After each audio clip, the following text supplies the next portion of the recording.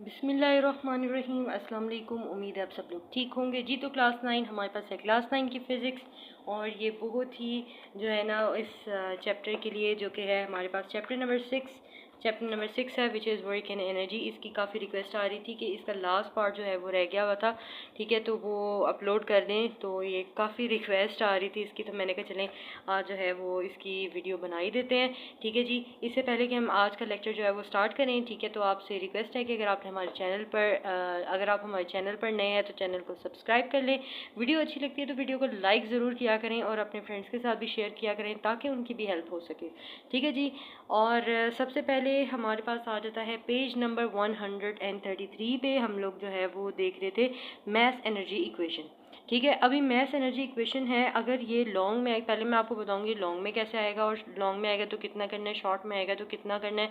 तो video skip नहीं करनी है आपने, इस तरह से आपको समझ नहीं आएगी, ठीक है।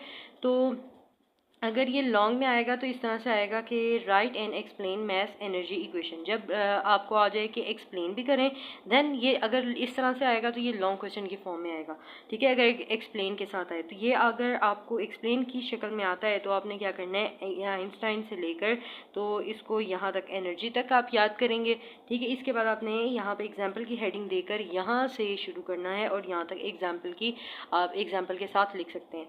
इन केस अगर आपको ये शॉर्ट में आ जाए तो शॉर्ट में आप लोग कितना लिखेंगे, यानी अगर आपसे ये पूछा जाए कि बताएं जी मैस एनर्जी इक्वेशन क्या है, तो अगर आप यहाँ से शुरू करते हैं आइंस्टाइन प्रेडिक्टेड से लेकर तो यहाँ तक अगर आप लिख देंगे तो ये शॉर्ट जो है 2 नंबर का आपका कंप्लीट हो जाएगा। लॉन्ग में आ जाए तो वो भी आपको पता चल गया और शॉर्ट में आ जाए तो भी आपको पता चल गया, ठीक है। इसके बाद हमारे पास है जी इलेक्ट्रिसिटी फ्रॉम फॉसिल फ्यूल्स। तो ये अगर हमें लॉन्ग में आ जाए तो हम लोगों ने कैसे करना है, लॉन्ग में ये आएगा तो इस तरीके से आएगा कि write and explain energy conversion process involve in producing of electricity from fossil fuel.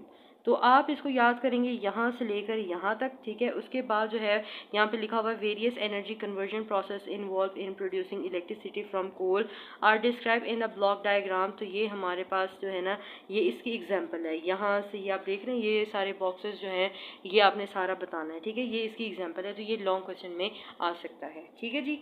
इसके बाद जो है हमारे पास नेक्स्ट पेज पे हम लोग आते हैं, तो यहाँ पे है जी एनर्जी एंड इन्वायरमेंट। इसमें क्या क्या चीज़ें याद करने वाली हैं। सबसे पहले अगर आपको स्टार्टिंग में देखें तो यहाँ पे हमें इन्वायरमेंटल प्रॉब्लम्स बताए हुए हैं कि ये तो हम लोग वैसे भी याद रख सकते हैं कि इन्वायरमेंटल प्रॉब्लम हमारे पास कौन सी हैं, जैसे कि pollution that consist of noise pollution, air pollution, water pollution, ठीक है। ये नाम जो है आप याद कर सकते हैं। इसके बाद इसमें जो क्वेश्चन बन रहे हैं वो है जी डिफाइन पोल्यूशन, ठीक है। इसके बाद define thermal pollution, define air pollution, ठीक है। इसके बाद जो है ये आप पहले क्वेश्चन नोट कर लें, फिर इनके आंसर्स मैं आपको मार्क करवाती हूँ।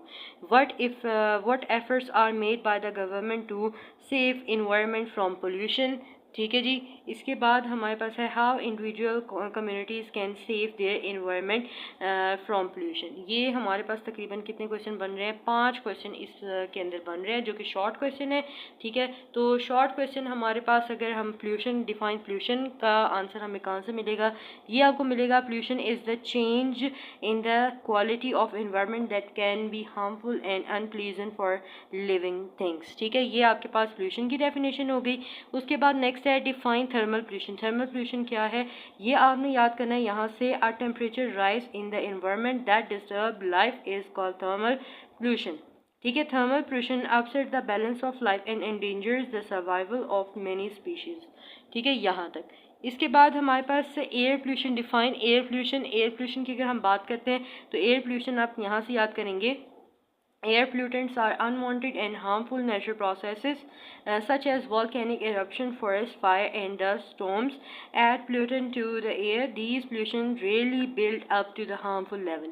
यहाँ तक आप इसको जो है ना एयर पोल्यूशन को याद करेंगे। इसके बाद इस पैराग्राफ को आपने अच्छे से रीड आउट कर लेना है, ठीक है। इसके अंदर जो है ना क्वेश्चन नहीं है, ठीक है। हमारे पास जो नेक्स्ट क्वेश्चन है वो है what efforts are made by the government to save environment from pollution.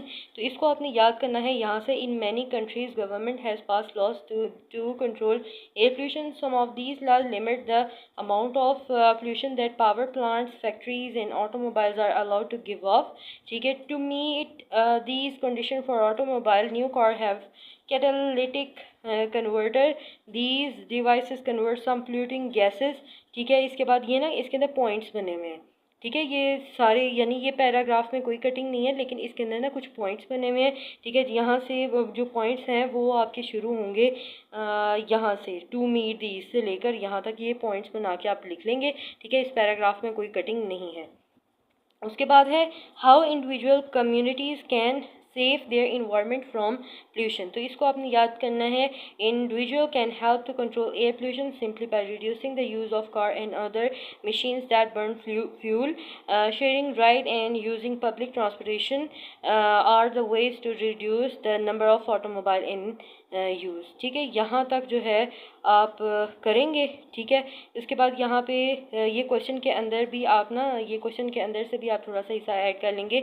Individual communities can save their environment from pollution, ठीक है। यहाँ तक आप जो है ना क्वेश्चन के अंदर से इंक्लूड करेंगे, फिर उसके बाद जो है ना इंडिविजुअल से लेकर यहाँ तक आप करेंगे, ठीक है। तो इस पेज के अंदर आपने इतना याद करना है। इसके बाद ये सारे शॉर्ट क्वेश्चन हैं, ठीक है। अगर इन केस अगर ये एनर्जी एंड इन्वायरमेंट आपको इकट्ठा करके आ जाए तो ये जितने भी शॉर्ट हैं आप मिला के लिख देंगे तो आपका एक लॉन्ग क्वेश्चन बन जाएगा, ठीक है। इसके बाद हमारे पास है flow diagram of energy converter, ठीक है। तो इसके लिए आप क्वेश्चन नोट करेंगे what is the energy converter. Energy converter क्या होता है। अगर ये शॉर्ट में आएगा इस तरह से आ सकता है कि बताएं जी what is energy converter. Short में आए तो आप यहाँ से लेकर इसको यहाँ तक लिखेंगे, ठीक है जी। इसके बाद अगर आपको ये लॉन्ग क्वेश्चन में आता है तो ये आएगा आपको इस तरह से what is energy converter, make a flow diagram of the most commonly use energy converters. तो ये यहाँ से लेकर यहाँ तक लिखने के बाद फिर यहाँ पे आपने हेडिंग देनी है इम्पॉर्टेंट एनर्जी कन्वर्टर की हेडिंग देके फिर ये नाम जो है ना ये जितने भी लिखे हुए हैं ये ग्रीन वाले, ठीक है। ये energy saver lamp, electric lamp, ये सारे जो हैं ये पावर स्टेशन, ये आपने लिखना है। उसके बाद ये जो है ना हमारे पास फ्लो डायग्राम जो है ये अगर आपको ये पूछा जाए कि इलेक्ट्रिक लैम्प की आप फ्लो डायग्राम ड्रा करें तो ये सारी आपने बनानी है, जो जो इसके अंदर लिखा हुआ है वो आपने लिखना है। अगर आपसे एनर्जी सेवर लैम्प के बारे में पूछा जाए तो भी आपने ये इसके बारे में ये जो जो अंदर लिखा हुआ है ये लिखना है। इस तरह से ये अलग अलग आपको टॉपिक बना के 2-2 नंबर के लिए शॉर्ट क्वेश्चन में पूछ सकते हैं। और अगर लॉन्ग में आएगा तो मैंने आपको बता दिया, आपने शुरू करना है यहाँ से लेकर यहाँ तक। उसके बाद यहाँ पे इंपॉर्टेंट एनर्जी कन्वर्टर्स की हेडिंग देके उसके बाद ये फ्लो डायग्राम विद नेम्स जो है ना आप लिख देंगे तो आपका लॉन्ग क्वेश्चन जो है वो कंप्लीट हो जाएगा, ठीक है। इसके बाद चलते हैं नेक्स्ट पेज पर। नेक्स्ट पेज पे आने के बाद हमारे पास टॉपिक है एफिशिएंसी का, ठीक है। एफिशिएंसी वाला टॉपिक जो है हमारे पास शॉर्ट क्वेश्चन के लिए भी बहुत ज़्यादा इंपॉर्टेंट है, ठीक है। तो इसको हम लोग देखते हैं हमने कितना याद करना है। सबसे पहले आप याद करेंगे यहाँ से the ratio of useful output to input, यहाँ से लेके मशीन तक, ठीक है। इसके बाद एफिशिएंसी ऑफ अ सिस्टम यहाँ से लेकर और यहाँ तक आप करेंगे, ठीक है। उसके बाद एक क्वेश्चन आपने यहाँ पर नोट करना है कि what is meant by ideal system. अगर शॉर्ट में आएगा तो आपको इस तरह से आएगा कि बताएं जी what is meant by ideal system. Ideal system क्या होता है तो आपने यहाँ से लेके यहाँ तक लिख देना है। अगर इन केस अगर आपको वो देते हैं लॉन्ग क्वेश्चन में what is meant by ideal system and explain, ठीक है। तो एक्सप्लेनेशन में यहाँ से लेकर यहाँ तक आपने साथ में ऐड करना होगा शॉर्ट ये डेफिनेशन के साथ में, ठीक है। ऊपर से एफिशिएंसी की अगर डेफिनेशन पूछें तो ये देखें ये लिखा हुआ है is called efficiency of a machine. ये एफिशिएंसी ऑफ मशीन की डेफिनेशन है, ये एफिशिएंसी ऑफ सिस्टम की डेफिनेशन है, ठीक है। तकरीबन है दोनों एक जैसी ही हैं, ठीक है। लेकिन जो है आप दोनों ही कर लें तो अच्छी बात है। साथ में ये आपने ये फार्मूला लिख देना है, आपको 2 नंबर जो है वो मिल जाएंगे। तो ये जो चैप्टर के अंदर न्यूमेरिकल्स होते हैं ये भी आपने लाजमी करने होते हैं, ठीक है। वो शॉर्ट क्वेश्चन के तौर पर आ सकते हैं। लास्ट टॉपिक है हमारे पास, लास्ट है ये कि पावर वाले टॉपिक में आपने क्या करना है, पावर की डेफिनेशन करेंगे, ठीक है। इसका फॉर्मूला करेंगे, इसकी आपने यूनिट करनी है। आपने कहना है कि वर्क हमारे पास जो है स्केलर क्वांटिटी है, therefore power is also a scalar quantity. Power भी हमारे पास स्केलर क्वांटिटी है और इसका ऐसा यूनिट वॉट होता है। और वॉट की डेफिनेशन यहाँ से लेकर तो यहाँ तक है और साथ में इसकी ये यूनिट्स को उन्होंने थोड़ा सा जो है ना अच्छे से एक्सप्लेन किया हुआ है। ये थी हमारी आज की वीडियो जिसमें हम लोगों ने जो है वो देखा कि कौन सा टॉपिक हमने कितना याद करना है, कौन सा क्वेश्चन लॉन्ग है, कौन सा शॉर्ट है, ठीक है। इसके अलावा अगर आपने इसके पहले वाले पार्ट्स नहीं देखे तो प्लेलिस्ट का लिंक नीचे डिस्क्रिप्शन बॉक्स में और मैं नीचे कमेंट सेक्शन में पिन कर दूंगी। आप इजीली जाके सारे पार्ट्स जो है ना वो देख सकते हैं। सारे पार्ट्स जो हैं वो मैंने अपलोड इससे पहले वाले कर दिए हुए हैं। अगर आपने वो नहीं देखे, अगर आपको वो चाहिए तो आप प्ले लिस्ट में जाके चेक कर सकते हैं। लिंक आपको डिस्क्रिप्शन बॉक्स में मिल जाएगा। So thank you so much for watching. Keep learning, keep sharing. See you next video. Take care and Allah Hafiz.